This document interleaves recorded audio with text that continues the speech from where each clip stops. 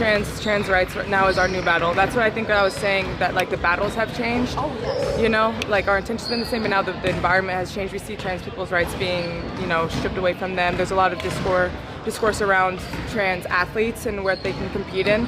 I would welcome a trans athlete on my team or against my team anytime. I don't think it's a problem in the world. It's just another way to kind of attack trans people. You know, we've seen players like Lasia Clarendon who stepped into that forefront and have been brave enough and courageous enough to kind of step up. So I guess that's the next battle that we have to fight as athletes. I think You're tuning into Black and White Sports on YouTube. The no-holds-barred truth on sports. The main event starts now. Well, guys. I think we just need to give the WNBA what they want. They want men to infiltrate their sport. They're telling us this. Woke coaches, woke players like Gabby Williams, they're not holding back. They're coming out and they're saying, yes, we want them in our league. Give it to them. Give it to them. This is why you actually have two former NBA players now saying, all right, we're declaring for the NBA draft, WNBA draft.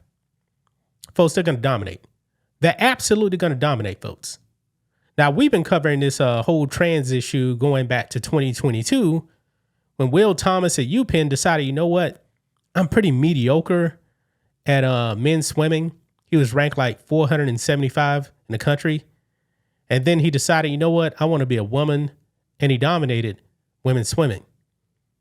He won an NCAA title, folks. He would have never did that swimming against the men. But I said it before, guys, going to say it again. The WNBA is the most woke sports league out there. They're just nothing but complete activists for the most part. Outside of like a Sophie Cunningham. All Sophie Cunningham said was, yeah, I want to protect girls. I don't believe we should actually have men and women's sports. Nothing controversial, nothing political, but the woke activists inside the WNBA, they lost their minds. And now you even have Sophie Cunningham getting pretty much attacked on the court by Dejanay Carrington. And she's screaming white privilege while at the same time, this black woman is wearing a whole blonde wig. Yeah. Well, got to tell you guys, give them what they want. Because now, really, guys, the WNBA has been put on notice yet again. Because in another sport, guys, and I believe I've talked about this, a transgender man was dominating cycling. And you know what? Since biology is a real thing and he knows it too, he decided to actually go out there and participate in a second sport, golf. Guess what happened? He's dominating. Yes, Gabby Williams' biology is a real thing. Let's go ahead and dive into it, guys. Here we go. Right over here, Breitbart. Trans cyclist Veronica Ivy now stealing women's titles in a second sport. You may be thinking, all right, I've never heard of Veronica Ivy. Well, it's because this man right here was actually going by a different name. I'm not talking about his male name. He was actually going by a different name in women's cycling. And now he's actually changed his name again. Check this out. A transgender cyclist who identifies as a woman is now knocking women out of winning titles in a second sport. Yeah, this is exactly what's going to happen when men infiltrate the WNBA. Veronica Ivy has already won a string of women's pro cycling titles as far back as 2018, competing under the name Rachel McKinnon. Ivy became the first trans cyclist to win a world cycling championship with Masters titles in 2018 and 19, the New York Post reported.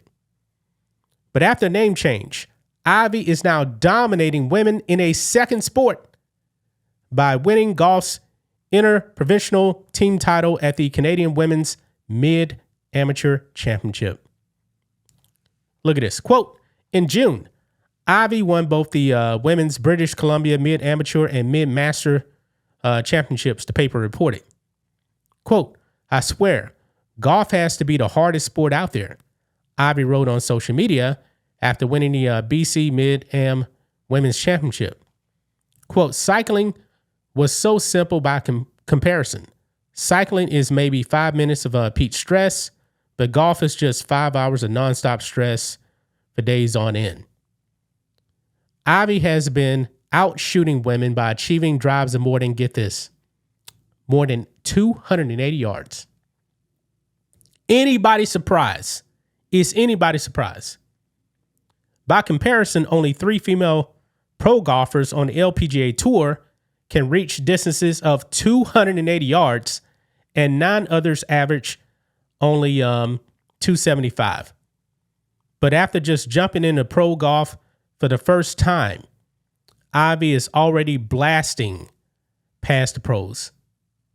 Yeah, this person, man, a male, not even a pro golfer, decides, you know what, I want to turn pro as a golfer, and is dominating.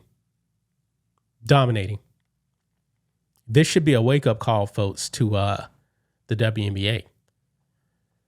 While still competing as Rachel McKinnon, the top cyclist suddenly found himself on the outside as competitive cycling's international governing body, the Union Cycliste Internationale, officially banned male-born athletes from competing in the women's category in 2023. That did not stop him from actually still going out there and dominating women. He just decided, you know what? I'll just play golf and still dominate the women. That is exactly what happened, folks. This is crazy. This is absolutely crazy. And look over here.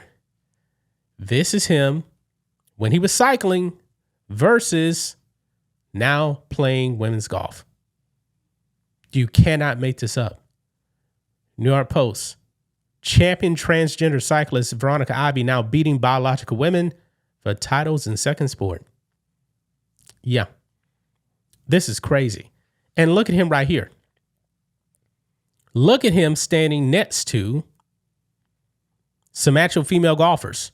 Just look at the difference, folks. He's obviously taller. He's bigger. This is just crazy. This is crazy right here that in the 21st century, folks, we're allowing this to happen.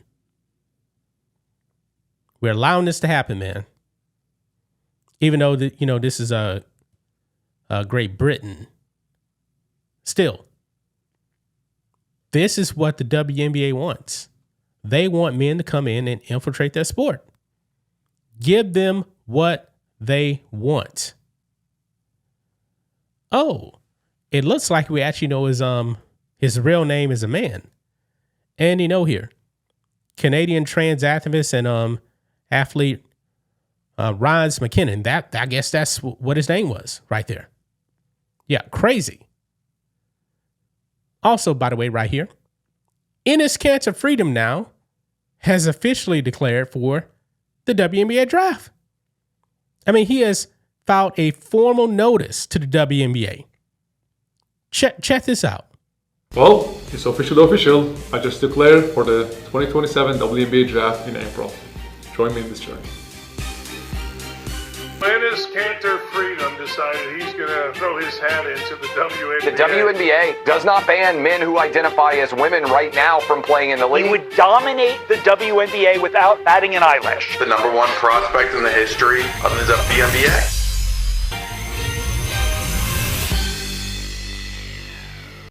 Yeah. Right there. And what does the shirt say? What does the shirt say? I just saw it. Invest in women, pay women, hire women. But apparently WNBA doesn't even know what a woman is. As long as you identify as a woman, you're good. But now we know WNBA is absolutely panicking right now. Yes, the transgender invasion, man, this is, I guess you could say, the second wave. But this time, it's going to backfire on these woke leads. Because now the WNBA, the wokest league out there, is now forced to make a decision. Or you're going to allow men to actually invade your sport? Or are you actually going to declare, hey, biology is biology and there's going to be no men? We'll have to see. That's just my thoughts on this. What do you guys think of this? Black and white sports fans, let us know what you think about all this in the comments. Make sure to subscribe to the channel. And we'll catch you next time. Thanks for watching the show. Be sure to like, comment, and subscribe. Be sure to tune in next time on Black and White Sports.